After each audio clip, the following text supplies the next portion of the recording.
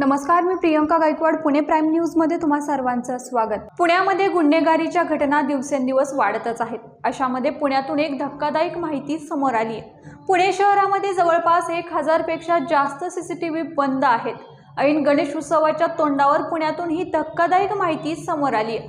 महत्त्वाचं म्हणजे police station हद्दीतील सर्वाधिक सीसीटीव्हीचा यामध्ये समावेश आहे. त्यामुळे नागरिकांच्या सुरक्षेचं काय असा प्रश्न या निमित्ताने उपस्थित झालाय. नागरिकांच्या सुरक्षतेसाठी महापालिकेने शहराच्या विविध भागात सीसीटीव्ही कॅमेरे बसवले आहेत. या सीसीटीव्ही कॅमेऱ्यांचे नियंत्रण पोलीस नियंत्रण कक्षाकडे सोपवण्यात आले. महापालिकेच्या विद्युत विभागाकडून शहरात 2909 सीसीटीव्ही कॅमेरे बसवण्यात आले आहेत.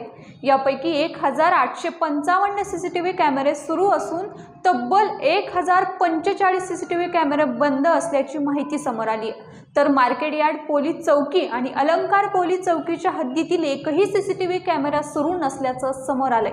त्यामुळे शहरातील सुरक्षेचा प्रश्न पुन्हा एकदा ऐरणीवर आलाय. या बातमीसह इथेच थांबतोय. मात्र तुम्ही पाहत राहा पुणे प्राईम न्यूज.